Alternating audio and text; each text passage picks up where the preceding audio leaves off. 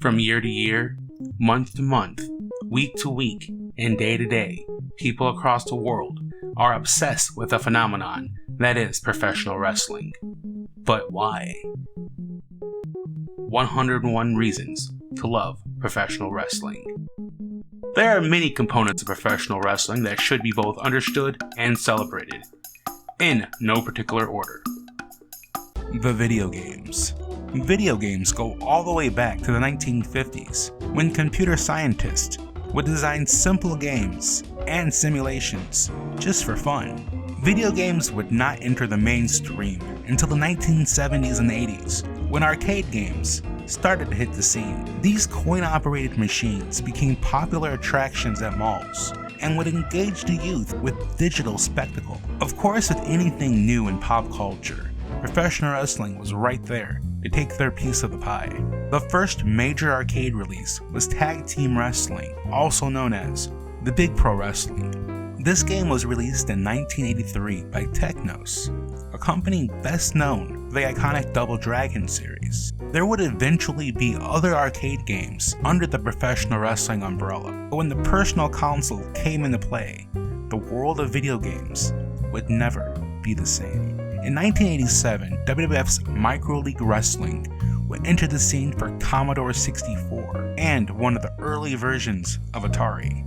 This first WWF home console game would tout the feature of exclusive digitalized video action. What this means is they had a list of moves to choose from, and based on what you chose, you'd see a very low resolution image on your screen. This sounds exciting as picking a pink color from a list and then watching it dry digitally. Then things got a bit better, 8-bit better to be exact. With the introduction of the Nintendo Entertainment System, we could now have actual matches in the comfort of our own home. This would start with 1989's WWF WrestleMania, choosing from Hulk Hogan, Andre the Giant, Macho Man Randy Savage, the $1 Million Man, Ted DiBiase, Bam Bam Bigelow, and the Honky Tonk Man. Players would fight through the roster on the way to hopefully becoming the WWF champion. That same year, WCW Wrestling was released with their own roster of wrestlers, with the same objective of working through the roster and becoming the champ. Similar games would pop up every year or two. The likes of WWF WrestleMania Challenge and others would have minor updates of gameplay and a few different wrestlers added here and there, but ultimately the coin-operated arcade games were still the best experience for fans. This would include WWF Superstars in 1989 and 1991's WrestleFest. WrestleFest would be considered one of the most popular and beloved wrestling games of all time. The roster was expanded from the WWF Superstars edition, but also more selectable match modes. Players could pick from the normal one-on-one matches, tag team matches, and the Royal Rumble mode that would feature a very entertaining Battle Royal. When the 16-bit Super Nintendo was released, more wrestling games were to follow. Other 16-bit SNES games would include 1993's Royal Rumble and then 1994's WWF Raw. These wouldn't be the only wrestling games for Super Nintendo. WCW had Super Brawl Wrestling, New Japan Pro Wrestling had Cho Senshi and Tokyo Dome. There was the first Fire Pro game, Fire Pro Women, All-Star Dream Slam, and a few different All Japan Pro Wrestling games, to just name a couple. During this time, there would be other games sprinkled in for other platforms, like WWF Rage in a Cage for Sega CD, King of the Ring for Game Boy, and other forgettable cartridge-based competition. PlayStation would then enter the scene, and life as we wrestling game fans knew it would forever be changed. In 1995, Acclaim released WWF WrestleMania, the arcade game. This game was ridiculous. The characters looked much better than the old games, but the gameplay was closer to an NBA Jam or Mortal Kombat. We're talking nonsense like Razor Ramon's arms transforming to literal razors, and Doink the Clown using a mallet that would manifest out of thin air. Yeah, this was amusing, but pretty bad. Acclaim would follow this up with WWF In Your House. Same nonsense, just more nonsense here. In 1998, things got back to normal with WWF Warzone. Released on PlayStation and Nintendo 64, this game had cage matches, the Royal Rumble, Tornado Tag, and now hardcore matches. Warzone featured 18 wrestlers, but most notably a Create a Wrestler mode that allowed the player to make up new characters or even attempt to recreate their favorites who were not included in the playable roster.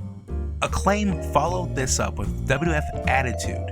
It was an updated version of Warzone that had more characters, as well as the inclusion of the First Blood and I Quit matches. WCW would unleash WCW vs. The World and WCW vs. NWO World Tour, two games that had a more mature grappling system with a large array of characters. Many were WCW mainstays, but also huge stars from around the world with made-up names to avoid any legal ramifications.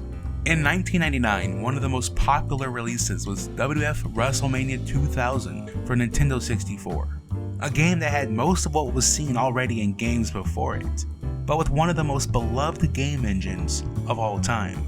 In 2000, WWF teamed up with THQ for WWF SmackDown.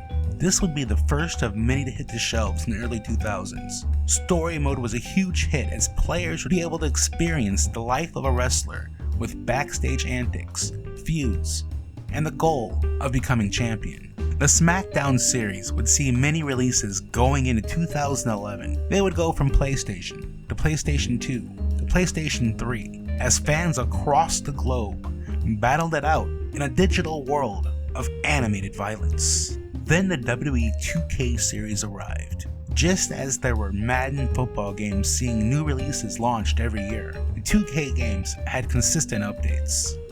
The 2K platforms would always reflect the times. If a new gaming system was being released, they'd be right on board with it. This meant we would see it go from PlayStation 2 to PlayStation 3, Nintendo's Wii, and Xbox 360.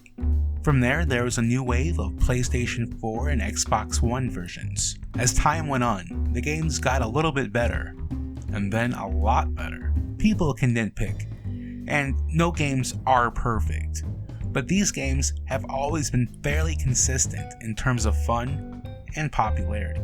Over the years, there has been Fire Pro Wrestling, ECW games, TNA games, and a slew of other random but beloved in their own right wrestling video games. Some say it's a good Create a Wrestler, some love the season mode, or even the entrances and arena variety.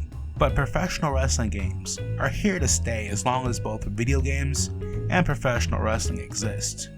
And just like how vinyl has made a comeback, what was old has become new again. In 2019, game developer Retrosoft Studios announced that a sequel to the old WWF WrestleFest game was in the works.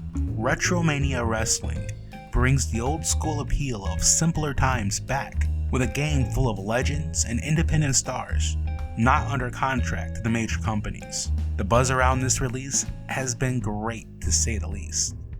If you're a fan of wrestling, who wouldn't want to select their favorite wrestler and square off against a friend in a battle of button smashing and occasional legitimate skill? Ultimately, they are just video games, so it's mostly a fun waste of time. At least with this waste of time, bragging rights are to be gained.